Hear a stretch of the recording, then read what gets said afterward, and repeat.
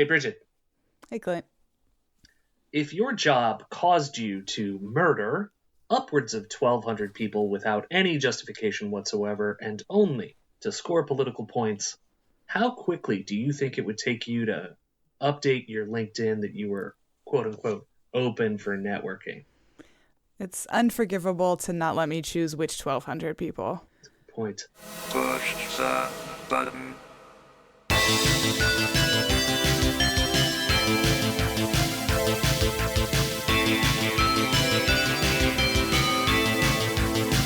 Hello, and welcome to The Mercy of Pods, the world's first and only podcast about the Captives War series by James S.A. except today we will not be discussing the Captives War series by James S.A. Today, we are going deeper into the Expanse universe with the second chronological novella, The Butcher of Anderson Station. This will be our last novella-sode before we start in on the main narrative with Leviathan Wakes. Novella-sode. It really got me. Yeah. Today, we're going to get to the backstory of the Stannis Baratheon of the Expansiverse, except cool, who is Fred Lucius Johnson. And this story is so tight and exciting, and I can't wait to get started. One reminder to folks that before we get started, that if you like this podcast, please take a moment to rate, review, and subscribe on whatever platform you're listening to. It really does help us out. Heck yeah. The Butcher of Anderson Station. We open with ex-Colonel Fred Johnson, and he is at a Belter bar, thinking about how the bartender looks like a too-tall weed of a mix of Earth racial heritages who has been out in space for too many generations, and he thinks that it's even hard to think of the bartender as human. That line made me go, ugh. Yeah. It's good to establish that, even at this point, Fred is struggling to look at Belters as human. Like, it's good for, the story, but it is, creepy. Visceral. Fred notes that just like the bartender, the bar is pure belt, insane music, shitty decor, a broken pachinko machine, just like old Pops, right? We pick up Fred mid-meeting with the bartender, who he asks if there's a fucking problem. Bartender says, "No problem, Sefe," in Belter Creole. Several more Belters slide into the bar, and Fred's adrenaline surges. He is ready for this. It's what he came for. He demands to be served his drink. He notes how whiskey pours different in spin gravity, but not so different that he couldn't tell what was wrong with it. I love that line. The bartender gives him his drink, and he says, "On the house, ... Colonel, Fred has been recognized, just as he hoped he would." Fred drinks the whiskey neat, but it's fungus whiskey. He asks for something real. In Belter, which Fred understands, someone behind him says, if he doesn't like the Belter whiskey, why is he here? Fred thinks that's a decent question. He sizes up the rabble in the bar. There's some muscle in there, but he's not intimidated yet. The bartender says he has some grain whiskey from Ganymede, but it's pretty spendy. Fred doesn't care, says, "Give it to me." The bartender reaches below the bar, and Fred imagines that he's going to come up with a gun, and Fred is relieved and disappointed that it's a bottle. Fred asks for a new glass. The bartender asks why the Butcher of Anderson Station, ding, he said the title, is in a Belter bar. Fred says he just wants a drink. The bartender says, "No one just wants a drink." Which is just an incredible line. I've thought about that a lot. Yeah. Since I read it. It's like, yeah, he's right. It's so true. Fred says, "Well, I'm exceptional." The bartender agrees and then asks Fred to look at him. Behind Fred, he feels movement, and he braces for the knife in the back. Instead, a black bag is put on his head. What a great opening scene. It is pure cinema. So the whiskey is weird because it's fungus whiskey, right? The first glass? Or did the bartender spit in it or something? Oh, I mean, neither would particularly surprise me, but I imagine that Fred is, watching him pretty closely. Yeah. At least. So it's probably not just that. But yeah, it's fungus whiskey. That's what he doesn't like. It sounds gross. So we jump back. We have a time loop story here, folks. It's really good. 3 years ago, things had been different. Fred was in charge of a breaching party on a ship called the Dagmar, which is a Norse name that means sun, and that ship is bearing down on Anderson Station. Fred means peaceful ruler. That's really apt Yeah. for Fred Johnson. I always kind of skip the more like common in American names when I look them up in these stories, but I think even those are really thoughtfully chosen. Yeah, I agree. Fred is on a crash couch on a different ship, wearing a helmet and sweating out the last 90 seconds before contact with Anderson Station. He switches to the camera inside the Dagmar and looks at the Marines. They'd been trained on the moon in light gravity. Fred had been told that this type of mission could have as much as a 60% casualty rate, and he imagines 6 in 10 of the Marines that he's looking at not coming home. Eventually, the Dagmar and 2 other ships connect to the station, breach, and invade. There are 600 Marines invading the station. Fred is the commanding officer for the invasion, and we get his point of view of watching the tactical display and readout of his Marines going into place. It's very video gamey. His Marines are the green dots, the hostiles are the red dots, and he's sort of in charge of maneuvering the Marines into place to achieve their objective. The red dots never last long once they start firing on the green dots. Every now and then, a green dot turns yellow, which means a casualty, but overall, it's a steady advance of green over red. Fred gets a notation from one of his advanced teams. There's a blockade in front of the command center. The team asks Fred for authorization to use heavy artillery to break the blockade and reach the command center. Fred knows that heavy artillery might jeopardize the civilians on the station, but it's the only way to get through. Fred thinks about it, and he thinks about how he needs to lessen the loss of life for his green dots. The Belters have made their choice, he thinks. He authorizes heavy artillery. A short while later, the command center is taken. Objective achieved. Fred has won. This sequence shows Fred to be like a very methodical thinker and ethicist. He keeps reminding himself that the dots are people, not like he doesn't let himself see it as a video game. He keeps thinking about them being people, and he really methodically takes in every fact about a situation before he makes a decision. Yeah, it's a great point. We switch back, and Fred is bound hand and foot with the bag still over his head. He can tell from the spin or from the Coriolis, I guess is I think what he says, that he is near the outer surface of the station that he's on, and he expects that he's about to be spaced. Nice. Clean. Instead, he hears footsteps and a voice telling him that someone is going to be taking the bag off his head. Once he does, Fred sees that there are the 4 men from the bar, and he also sees that there are 2 new people. The first is a young man with acne-scarred skin, and the second is a woman with a flechette rifle. The young man is Anderson Dawes. The woman, per the author's notes, is canonically Kamina Drummer, even though she is not named in the story. So, Brigid, I have an idea. Okay. Let's do a fan cast of Fred, Dawes, and Drummer. All right? I'm thinking, and stay with me here, I'm thinking first for Fred, we cast Chad Coleman, who is Tyrese in The Walking Dead. What do you think about that? I love it. I'm in. Okay. Second, and this is tougher because I'm not sure we can get him, but if we can get Jared Harris to play a young Anderson Dawes, I think it's going to be fucking gangbusters. He would kill this role. I really like that. I don't know if we can get him either. He's pretty busy. It's outside the box. I realize he was on Mad Men and a bunch of other shit, but I think he would be great. And then the last, I would say, and she's a sort of an obscure actress, but I really think that she's perfect for the role, is Cara G. I knew you were going to say Cara G because that's exactly who I pictured. Thank you. I'm glad that we're all on board that those would be the perfect actors for these 3 characters. Anyway, Dawes introduces himself and says he works for the OPA. Fred says, Anderson, huh? Dawes says, yeah, he was named after the parent company of Anderson Station.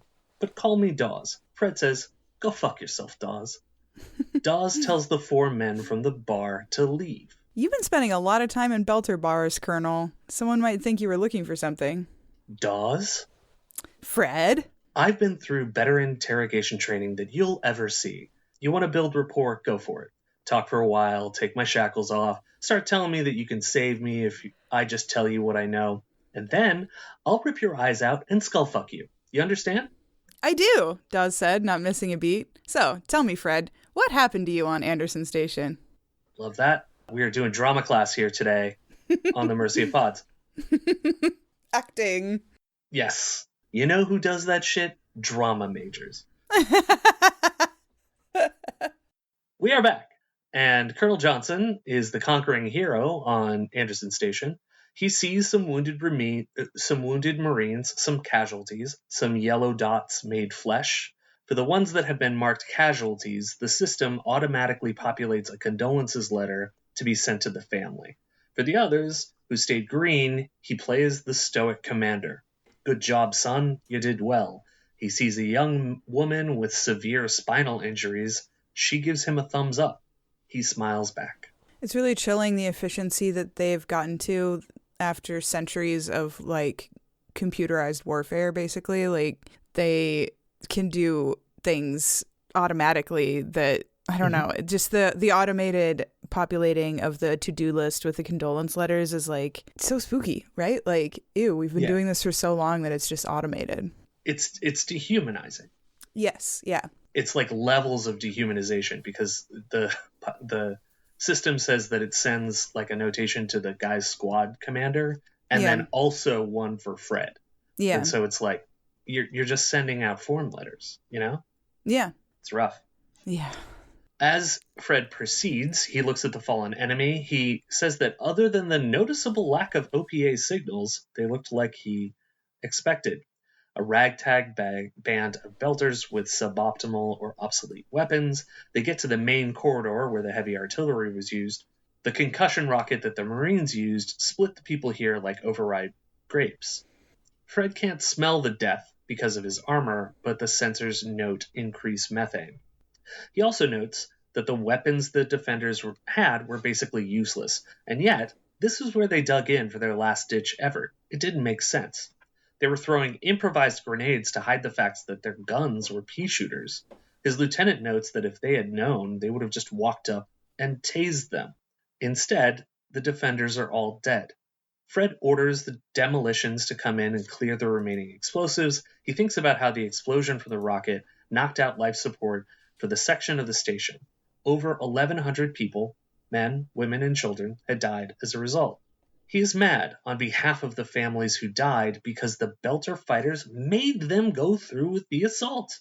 How dare they? How dare they, indeed.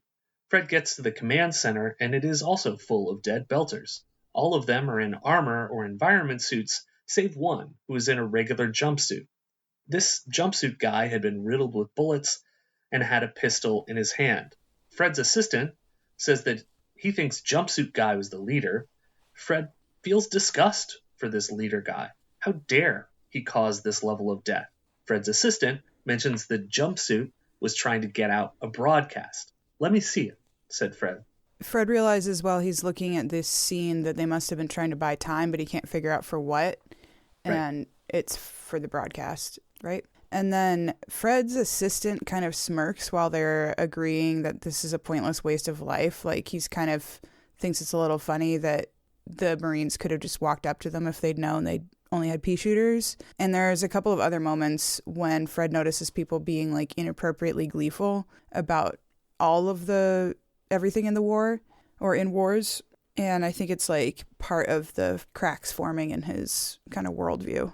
Yeah, even before he knew that this was all bullshit, that this was all a setup. Like, he's like, this is uncomfortable to him. Yeah. All right, next part, and we are back with Dawes in the present. What happened on Anderson Station is that I did my duty, he tells Dawes.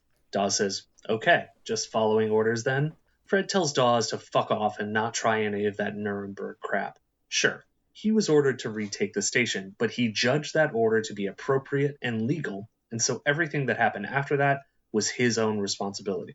He took the station while trying to minimize loss of life on his side and damage to the property in that order. Dawes tries again and says, but wasn't Fred ordered to do that? Fred says, stop trying to get me off the hook. He says the Belters who died on Anderson didn't die because someone else gave him an order. It's because he ordered those deaths to happen. Dawes says Well, why would I be trying to get you off the hook? Fred says, to build rapport. And then we're back to the skull fucking. And Fred laughs.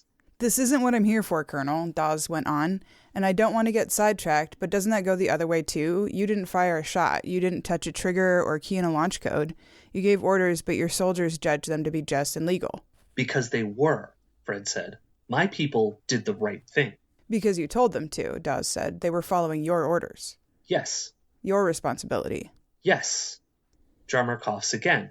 Dawes lowers himself down to Fred's eye level, and Fred thinks about how young he looks. It says, other than his eyes, he looks old, but his eyes give away how young he is. And what about the terrorists, says Dawes. Were the terrorists also following orders too? Sure, whatever, says Fred. Dawes then tells Fred that the assault on Anderson is one of the most well-documented military actions in human history. All of the feeds are public, and no one has watched them more than Dawes. Fred says, okay. Dawes then goes into great detail about the 11 Belters that died in the initial blast after the heavy artillery, and then the 3 more that died immediately after that. Fred says, I'm not going to apologize for that. And Dawes says to Fred that he can tell him absolutely everything that happened on Anderson. Every shot, every explosion, every death, everything. And so can half the belt. Fred is famous there, after all. And Fred says, you're the one who asked what happened, shrugging as best he could with bound, numb arms. No, Colonel, I asked what happened to you. And then we flash back to the past, and we are in the aftermath of the assault on Anderson. Fred is in the well-upholstered office of General Jasira on Luna Base, the drinking scotch. The general asks Fred if he's had a chance to view the footage the quote-unquote terrorists broadcast from Anderson. Fred had. Fred begins to apologize for not jamming the transition, but the general waves that away and says, no worries. You did good, Colonel. Fred asks, why have I been asked to come here? The general says, the first reason is that he was surprised to see Fred's requests for the transcript of the pre-assault negotiations. Fred says that he understands that everyone's seen the released footage. He's then cut off by the general once Fred mentions a tight beam the Belters sent to command right before the invasion. None of the information you seek will change anything, says the general. You did your job. The negotiation team did theirs. End of story. Fred says, as it stands, the public view of Anderson is that the Belters look insane, and we look like executioners. But the tight beam that Fred apparently became aware of makes it clear that the Belters thought that they had surrendered. And he says a lot of people died because of that, air quotes, miscommunication. Fred truly believes that the people above him in the command structure are essentially interested in justice until, this exact moment. Mm-hmm. He believes it's a miscommunication. How did they miss that? Of course, the general ignores Fred's point. He says that as far as the public is concerned, the simplest message is the best one. And as it seems now, the message is, if you fuck with one of our stations, you get fucked in return. No need to turn it political, he says. Ha ha ha. Because nothing about that is political. Am I right, Brigid? Yeah, that's perfectly neutral. No, of course. Fred is unmoved. He says he killed 173 armed insurgents and around 1,100 civilian Belters over this. The army owes it to everyone, including to Fred himself, to do everything possible to make sure it doesn't happen again next time. There isn't going to be a next time, says the general, being a fucking idiot.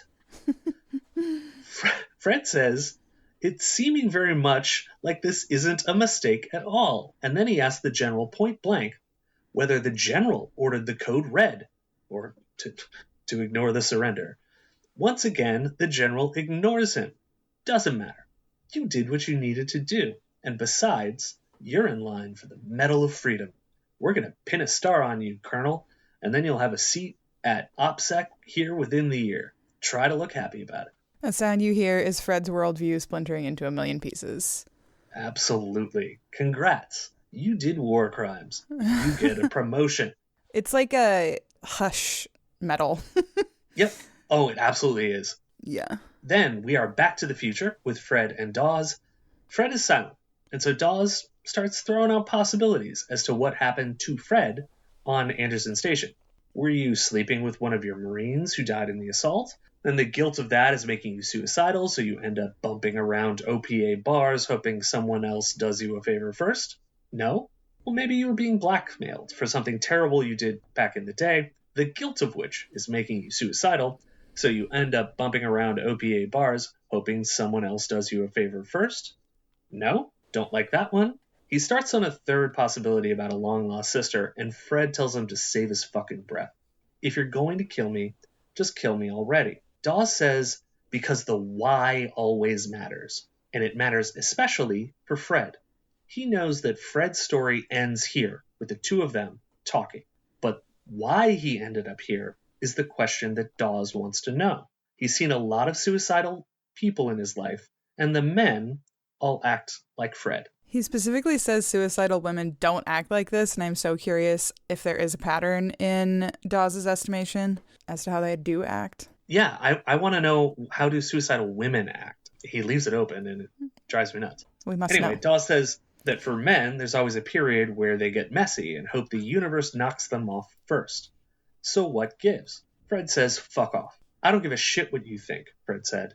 I don't give a shit what you want or who you know. And all your popular psychology horse shit, yeah, you can drink it with milk. I have nothing to justify to you.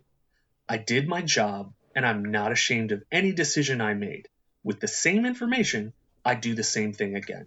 With the same information, Dawes said, latching onto the phrase hard. You found something out then? Fuck off, Dawes. What was it, Colonel? What kind of information turns the butcher of Anderson Station into a suicide? What makes him into a coward? That's negotiation. Yeah. Then we jump back in time, and now we're just before the assault on Anderson. Fred's been ordered to attack. He orders the assault team to prepare to launch T-minus 1 hour. Fred is a little put off by how excited his subordinate seems to be about the assault, but Fred wants to try to avoid hostilities one more time. He dials up Psychops, who have been handling the negotiations. He asks if there's anything else they can do. The Psychop guy is pissed about being second-guessed. Fred calmly says, no, I'm not doing that. It's just that he's about to send 600 Marines in to fight 170 hostiles, and many or all of them could die, so he just wants to make sure that they've done all they can. Psychop says he has his orders, you have yours. Fred says, but look, none of this makes any sense. The Belters who took this station say they did so because of a 3% cargo transfer fee, but they've already Luigi'd the admin who was enforcing it, so there's nothing left to fight over. Maybe Fred should talk to them, and maybe he could get through it. Psychop says he's not authorized to do that. If Fred has questions, call up General Jasira at OPSEC. He then hangs up. We are back in the present, and Fred has launched himself at Dawes, trying to literally bite his ankles. He's bound and he can't get up, but he's like crawling on the floor to try and get at Dawes. That's so good. Before Drummer steps up and points the rifle at his face. He looks up into Drummer's big blue eyes. This is clearly a typo because Drummer's big eyes are very brown and gorgeous and you get lost in them. Yeah, they are. They've got to go back and fix that. Anyway, Fred sees that there is no pity or hesitation in Drummer's eyes. She will kill him, and she wants to do so. Dawes says the problem with people who aren't Belters is that they're wasteful. He says that Fred is one of maybe a dozen people in the species who have his combination of talent and training, and Fred wants to kill himself because he made a mistake. Back when Dawes was a kid, his father used to beat him if he spat somewhere that wasn't in the recycler. Fred is bleeding, but neither Dawes nor Drummer have laid a hand on him. He did this all to himself. The juxtaposition of the spit being recycled while Fred's blood is being wasted on the floor kind of forces you to consider how much blood Fred has spilled or wasted. And also, it's a little Dune reference, I feel like. It makes you think about the culture of the Fremen. Absolutely. The Belters are the Fremen analogs for sure. You know, they keep all of their moisture, etc. Yeah. So then Dawes tells Fred the story of when he was 15 and he killed his sister. He didn't mean to, but it was his job to check his sister's suit and he did a half-assed teenage job of it. They were wearing the old Ukrainian-style suit and were out on a rock, and her suit failed. She died before they can do anything about it.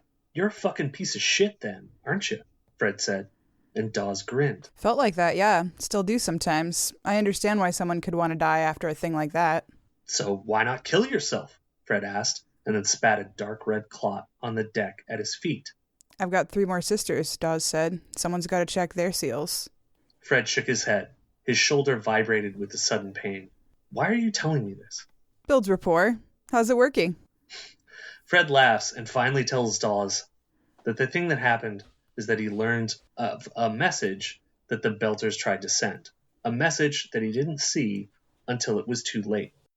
We are now on Anderson Station. Fred is asking to see the message. There's a couple messages, the security camera feed, and one that looks like it's being sent on an infinite loop on a tight beam to the command ship. There's also an unsent partial. Fred asks to see the unsent partial first. The message is the guy in the jumpsuit, who's alive on screen and lying dead at his feet in real life. He introduces himself to the citizens of the system as Marima Brown, a freelance mining tech for the Anderson Company. He says that he and other like-minded individuals have taken the ship. The whole citizens of the system bit throws Fred off, and he pauses the message. Clearly, Brown thought this message was going to get out. He asks his subordinate to find out where the security camera feed was being sent. He then hits play again. Brown talks more about how they believe their actions are justified. The 3% cargo transfer fee doesn't sound like a lot, but when you're already running at the ragged edge, it's literally the difference between life and death. After all, you can't just decide not to breathe for 3 days out of the year. Fred's comms guy pipes up and tells Fred that it looks like the security feed got out. They shot it on a tight beam to a repeater anchored on a nearby rock. The military has sent a missile out to frag it, but Fred thinks that's too late. Marima Brown on the screen is holding up a hand terminal with a picture of his little girl, Kiri. She is 4. She has what the medics call hypoxic brain injury, caused by the low oxygen environment of the miners, and she's not the only one. Most of them have been running the oxygen as thin as the atmosphere at Everest base camps. When they complained to the administrator about the 3% increase, they were told to work harder. They didn't intend to take the station, it just happened, and with the exception of the administrator they spaced, whose actions would have led directly to the deaths of hundreds of Belters, no one has been hurt. They're not violent people, they're just desperate and pushed to the edge. But they're going to surrender the station and accept whatever consequences. They just want the world to know what is happening. And then the message ends. Fred then clicks over to the tight beam that is being sent on repeat to the command ship. It's Marima Brown again, but this time he's simply surrendering. This one is on repeat. Fred turns it off. This is such a heartbreaking little twist. It really is. The comms officer comes in and says that they destroyed the relay, but it appears the security feed was released in its entirety. Fred pulls up the comm logs. Marima Brown never got to send his manifesto to the world, but his last tight beam to Psychops got through just fine. They'd known all along about the surrender. Fred orders the comms officer to pull the computer core. He'll find the liaison officer and start the civilian aid phase. The comms officer says, "Here, kiddies, we just blew the shit out of your station, but here's some free MREs and a UN sticker book." It's a joke, but Fred doesn't laugh. We are back to the present, and Dawes says Fred had to have known that they were desperate. Sure he did. People are desperate. Dawes asks what made this different. Bloody and worn out, Fred says he killed that little disabled girl's father. The UN would have just sent someone else, Dawes said. I still killed him. You didn't pull the trigger. I killed him because he wanted her to have enough air to breathe. I killed her daddy while he was trying to surrender, and they gave me a medal for doing it. So there you go. That's what happened on Anderson Station. What are you going to do about it? Dawes shook his head. That's too easy. You've killed lots of daddies. What made this one different? Fred started to speak, stopped, tried again. They used me. They made it about sending messages to everyone that you don't fuck with Earth, because look at the shit we'll do just because you spaced an administrator on a nowhere station. They made me the poster boy for disproportional response. They made me a butcher. Unfortunately, does not stretch credulity as something a powerful government would do. Not remotely. Saying these words out loud is difficult, but cathartic for Fred. Dawes nods, seemingly having made a decision. He walks behind Fred, and Fred is ready to die. He thinks that a quick knife to the jugular and he'd bleed out in minutes, a stab to the kidney, and he'd die in hours. If he cuts his cords, Fred's death could take years. Dawes cuts the cords. Fred wonders, what is this all about? And Dawes says he wasn't sure coming in, but if Fred were just banging a junior officer, he would have dropped him out an airlock. But he was pretty sure it wasn't that. What comes next? Asked Fred. Dawes says, if you still want to kill yourself, then put on your big boy pants and do it yourself and stop trying to pin the blame on the OPA. But he says if Fred does kill himself, it will do that little girl and her father absolutely no good. But if you want to make it up to that girl and her people, Dawes can use Fred. You're a rare resource. You've got knowledge and training, and as the man who is famous throughout the whole system for killing Belters, you're in a position to be our strongest advocate. All it means is walking away from everything you know and love. The life you built for yourself. The admiration of everyone who looks up to you. All the things you'd have lost anyway. So this was a recruitment then? You tell me. Drummer and Dawes walk out of the room, leaving Fred alone on the deck, massaging the agony out of his legs. And that's it. That is the Butcher of Anderson Station. Such a great little story. Tied a little one act, if you will. Yes, I will. So, discussion topics. So when I read this, I thought that this seems similar to like comic book or superhero or supervillain backstories. Like this gives the motivation for Fred and for Dawes to do what they do. And so you are the supervillain expert on the podcast. What do you think about that? Yeah, it is kind of origin story-esque for sure. My first connection as a simp for Marvel is Spider-Man's uncle being like, with great power comes great responsibility and great delicious rice. Yes. That is how the saying goes, I'm pretty sure. I think so. I think you're right. Yeah, I was thinking like, I was also kind of thinking like Frank Castle or V for Vendetta or those sort of like... Frank Castle is pretty spot on. You hurt me personally, or you made me do something terrible, and so I'm going to spend the rest of my life trying to take you down, or like pull down the entire system, right? Yeah, like you can't. Now that I've realized you were using me, I have to tear down the whole system because my sense of justice is so strong. Yeah, and that's what I think Fred does here. Is like he's at rock bottom. Yeah, and Dawes pulls him out and says, I go back to that line, killing yourself will do that little girl and her father no good. And that's true, right? Yeah. It's absolutely true. And it's one of those things that for people who feel guilty about something is really hard to shake. But if you can wrap your head around, like, what can you actually do to fix or to ameliorate whatever harm that you've caused, killing yourself is almost never it. But working towards justice in Fred's formulation is, right? Yeah, totally. I think that the wastefulness of a human life as a resource and a human's knowledge and experiences and just like attitude and mindset and integrity, those are all resources that shouldn't be wasted by being murdered or killed in a war or by killing yourself. Like, it's just wasting human life is the worst thing to waste. For sure. And, Fred would know, right? Like, yeah, because he has spilled so much blood. He's killed lots of daddies.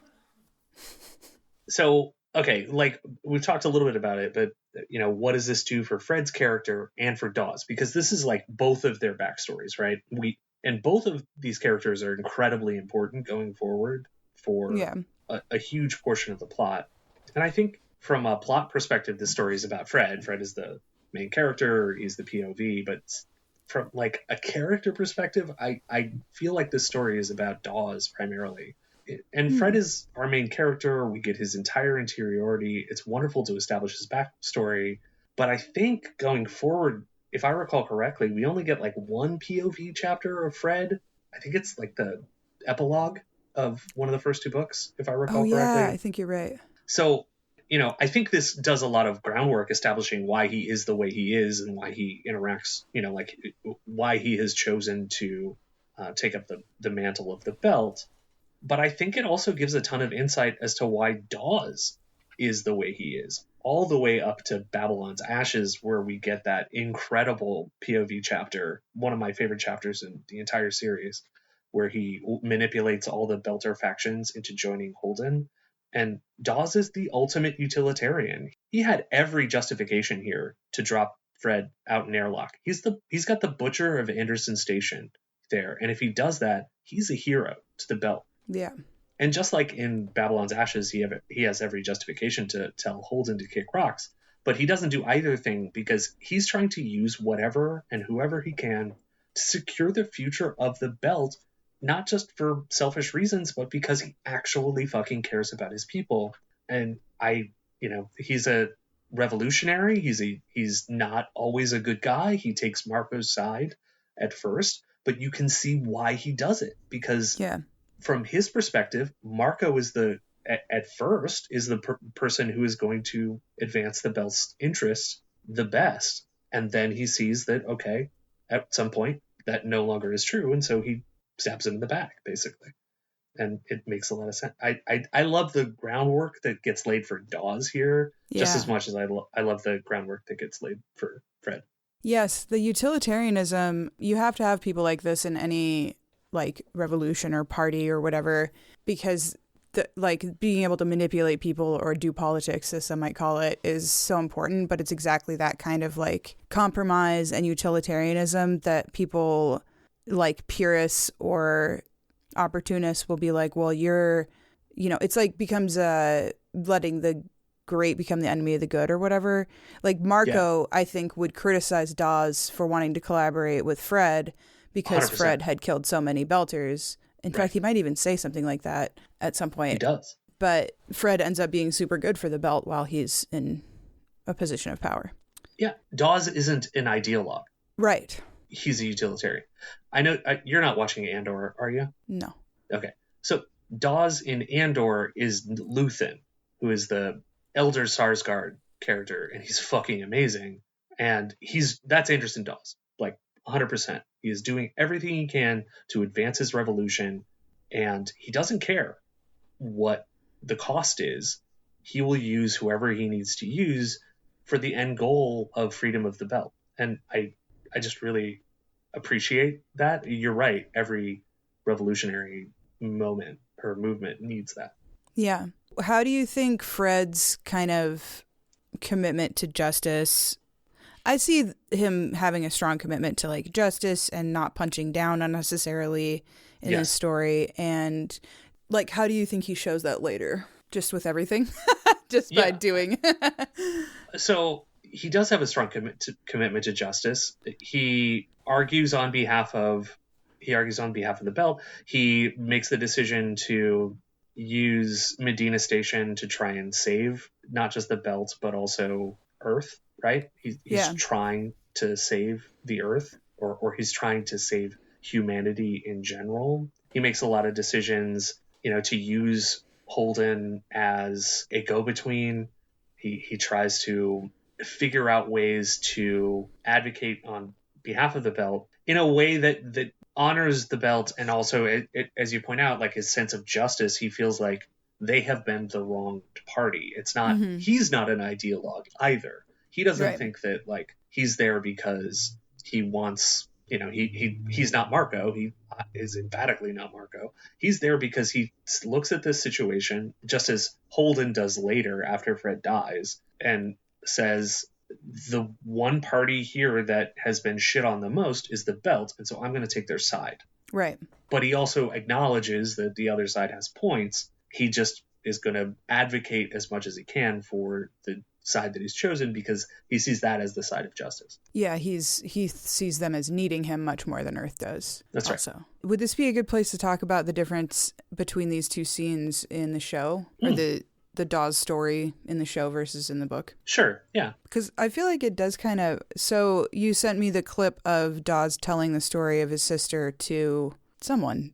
To Miller. To Miller. And in that version, he says he purposely killed his sister because she was sickly and his family was starving. Right. And that's also very utilitarian, but it's much less... Like, that's a very different moral choice than just being a shithead teenager and not checking your sister's seals that well. Yeah, it's unclear from that scene whether, like, his sister asked to die. Yeah. He makes it very clear that in the show, he makes it very clear that, you know, she was so sick that she couldn't even move, essentially. Yeah. And so I think it's not unreasonable to assume that she might have asked to be euthanized, but I don't know for sure. And he doesn't say for sure. And I mean, I think they leave it open for a reason, because I think from Dawes's perspective, it doesn't matter.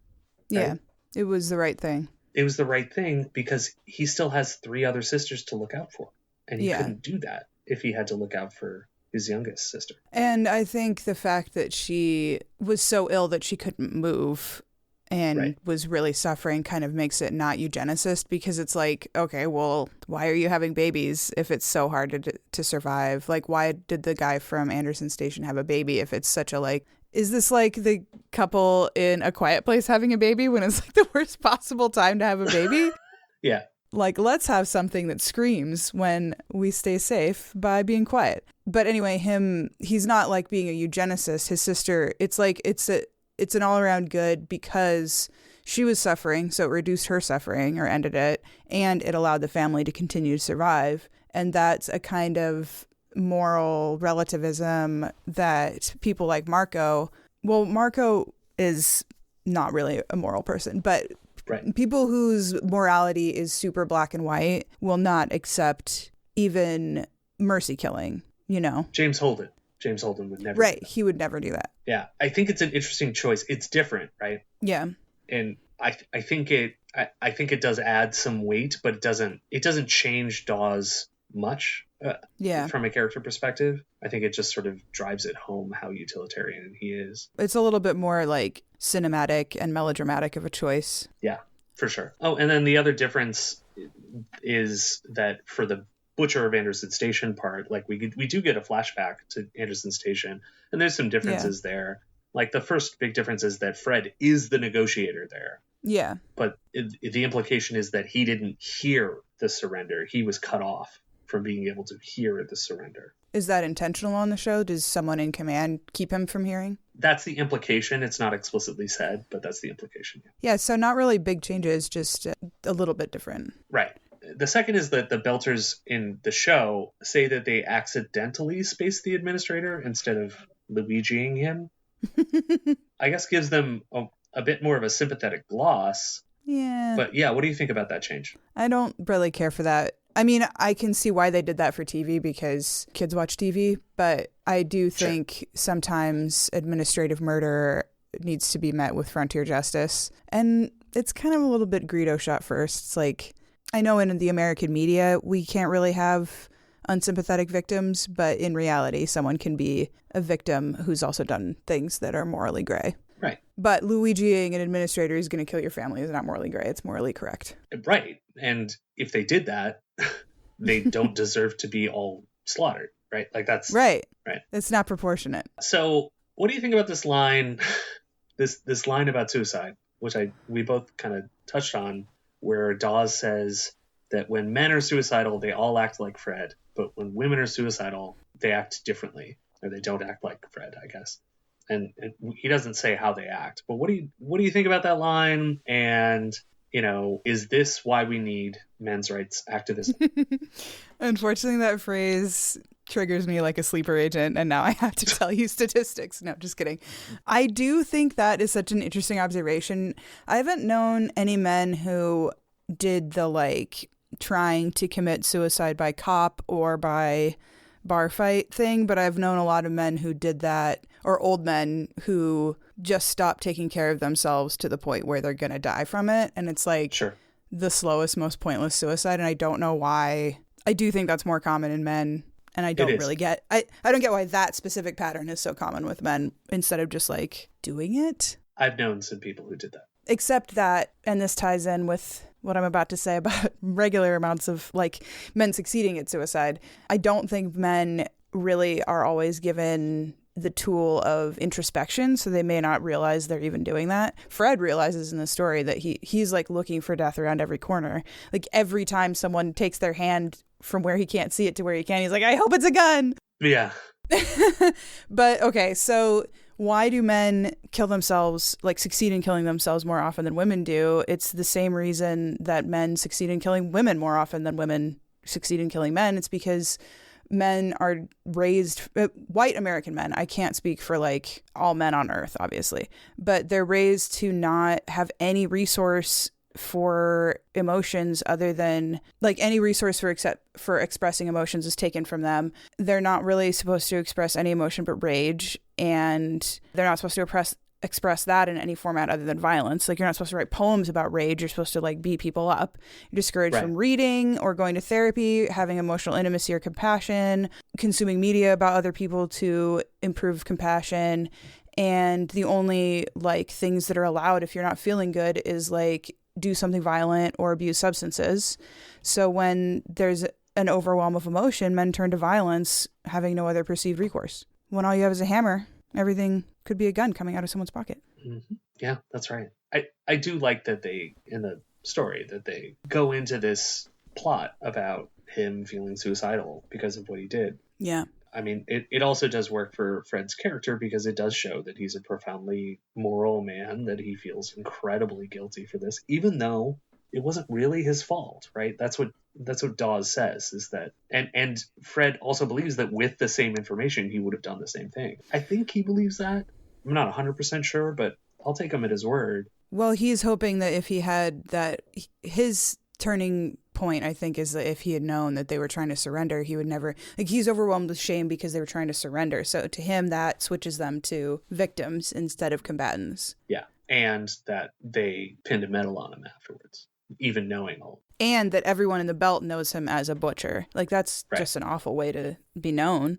I think the shame is just so, and that's why he's trying to make it happen in the belt, is so that they can have their revenge. Yep. Makes a lot of sense. So what about dehumanization of enemies? What do you think about this? It's really creepy. I think in this story, it really shows, as it does in Live Suit too, dehumanizing the enemy also goes right along with dehumanizing the soldiers, your own soldiers. Like, oh, they die and we just do a chat GPT condolence letter. And we think of the Belters as not quite being humans anymore because they're so tall. You can't go around thinking of other humans as a different species. I don't care how they look.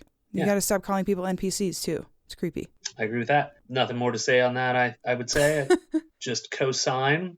So we talked the last few episodes, because we've been doing time loop novellas, except for the Churn. This is another time loop novella, and I like it because one of the things that we said in the previous episodes was that time loop is a great story structure when the end result doesn't matter, but the why matters. Yeah. And Dawes just straight up says that. He's like, I know how this story ends. It ends with you right here. Yeah. Why you ended up here is what I want to know. Right. It was sort of a meta moment when I reread that for the summary, because I was like, oh yeah, that's what we've been talking about. Yeah. That's pretty funny. He says it. It's right what it says on the tin. I also love the time loop for this because of the way, as a fellow person of anxiety, I feel like will know what I'm talking about, where sure, when you regret something, it just like keeps playing in your like thought loops in your mind. Mm-hmm. Like it'll just it's like it's on heavy rotation on MTV, and sometimes it's the only thing on rotation, and that's when you have like a real shame spiral. But sometimes it's like years, and then suddenly you're like, oh, I forgot that I did that horrible, or I hadn't thought about that horrible thing I did. And the way the loop is so, like, the shame is going to come back even if you escape it for a moment, and I think it could definitely drive you to suicide for shizzle. So for folks who didn't know, MTV was a channel that was on in the 80s and 90s that would show nothing but songs that had videos. It was like TikTok, but different because it was on your TV. I can put this into TikTok terms. It's like when your FYP is only showing horseshoeing videos.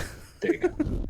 All right. So author's notes. We read the author's notes. That's how we found out that Kamina drummer. So I called her drummer throughout but the authors this was suggested by Kara G. Apparently, Kara G. read this story and was like, "You guys don't name this person. What if it were Drummer?" And they were like, "Sure, that makes sense." Which I like that. I like Kara G. being interested in it, and it makes a lot of sense that Drummer would be here, right? Yeah. Entirely consistent with Drummer's character. But the other part of the author's notes that I wanted to hit was the author's note was written by Ty, and he says that there's a line that Daniel likes from the Gnostic Gospel of Thomas, which is that if you bring forth that which is within you, what you bring forth will save you. If you do not bring forth that which is within you, what you do not bring forth will destroy you. So, Brigid, does this line remind you of anything that we may have recently discussed in our last 2 episodes? Any lines that I particularly have highlighted previously? Screaming, crying, and throwing up, because this is exactly that line that you like so much that you have painted. Yep. Pretty much identical. Yeah. You have to decide whether you care more about being your best self or your real one, whether you are more loyal to who you are or who you ought to be. Who knew that the Bible had some good advice in it? Not me. I know. Funny how that works. Yeah, I guess people keep going back to it for a reason. Because Jesus is real. The thing that we always have to talk about, what about thematic connections to the Captives' War? We've talked about thematic connections to the Expanse. We can talk about that more. But as for the Captives' War, I think that there are a lot of thematic connections to the Captives' War, in part because we talked about how in a lot of ways this is similar to Live Suit. Mm-hmm. And I keep seeing people say that they don't think that the great enemy of the characters is human, because that they think it's probably AI, because the great enemy is doing some really inhuman things. They're doing some really horrible things, even if whether it's trap planets or the way that they attacked a Yaya or whatever. And I just don't think that's right. I mean, given the J.S.A wrote this story about how humans treat other humans, I just don't think it's a stretch to think that the great enemy would do some of the things that I think that they're doing. That's not to say that I'm 100% sure that the great enemy is not AI. We've talked about this before, or that it's not some other species. It's just like humans can do this shit. And, this story is a story about humans, and what Fred ends up doing is straight up war crimes on the scale of My Lai. And we do this stuff in real life too. So I just don't think it's a stretch. And I think that, like the way that this story explores human nature in all of its terribleness and some of its greatness, I think you can port it onto the Captives' War story as it's been told so far. The idea that it couldn't be humans because it's too monstrous that's so stupid. I didn't even realize that's what people were saying. I thought they were saying like logistically people couldn't do it because of something, but humans be doing all sorts of, I mean, come on, man. Like in the last 100 years, we've done things like this as a species. Yeah, I think that's sort of, and for like the non-Captives' War people, they're listening to this and being like, what the fuck are you talking about? But well, you should read the book because it's really good, but whatever. Because it whips. But I think that sort of is underlying a lot of the resistance to just being like, those are humans, because that's just my sense. Although I have seen, people say it's just too out there to think that humans would put a trap planet out there just to sacrifice, or sorry, a spy planet. Yeah, get it right. Come on. Yeah, thanks. Anything else we want to say about The Expanse? No, but I did want to say something else about the Belters as victims. I'm sorry, this is going way back to our topic from 15 minutes ago, but I think it's really like the murdering of the administrator, I think, is also justified, because like you might be like, why do these people live here? This place sucks. Why don't they just go somewhere else where they don't need, where like 3% air wouldn't ruin their lives or kill them? And the context is that they can't, because the Earth is completely full. 30 billion people live there. And the same is true of the moon and Mars. Like these are not places where you can just immigrate super easily. And they're now generation upon generation out there living, like their bodies are different and they can't maybe go down a gravity well physically. And also there just aren't any, there's not more resources available somewhere else that they could be taking advantage of. Like they're out there because there isn't more resources somewhere else, and they're trying to like make their way So someone who has the ability to go back and not be stuck in the belt telling them, well, you just have to give me 3% more money. It's like, okay, well, you're going to kill people. It's like how they would string up horse thieves. Like, you need that horse. That's not just like your pet. Right. Or they would, on ships, if somebody was, being a criminal or somehow not, or interfering with the operation of, ships in the 1500s or whatever, you just fucking throw them overboard. Right? Like, yeah, like if someone was taking more than their fair share of the food on a boat, then they might get thrown overboard. Yeah, it's like we don't have to put up with this. If you continue to do this, you jeopardize everyone else. Yeah, and so you got to go. The moral calculus is different because they are out, as you point out. They're on their own. They don't have other options, and even if they did, none of those other options are immediately present. They're already all the way fuck out there. They can't 3%, I guess I'm booking a ticket back to the Bahamas. You can't do that. Yeah. They're just like out there. They've sunk all their money, their livelihood into the rockhopper mining apparatus, whatever that is. They can't just abandon that. So it's, if you're an administrator and you're thinking, you know what I should do? 3%. I'll just go 3. It's just... They'll barely notice it. It's such a tiny little number. Yeah, reconsider. Think about that. Like, maybe go 1. Just start off with. It might be the last surcharge you ever impose. All right, that's the last thing I had to say. Cool. Well, that was fun. We have done all the novellas that we're going to be doing for a while. That's 4 that we've done in a little over a month, which I appreciate, well done us. We're amazing. Yeah, that's almost half of the Expanse novellas and most of the good ones. I think. Are we going to do the rest in order? Yeah, I think we'll do the rest in order. I think we'll just start over. I don't know. We might not. We'll do Gods of Risk. I don't like Gods of Risk. I'm sorry.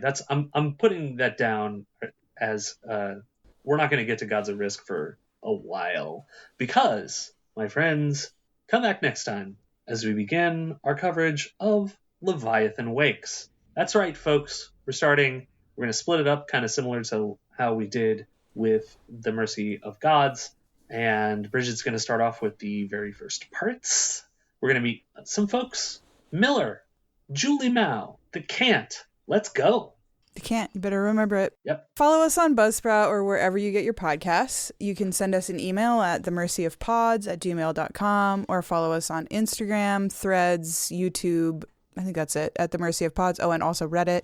Our logo is by Matt Howes. Our music is Push the Button by Sid Luscious and the Pants, available wherever you get your music. You can drink that with milk. Push the button.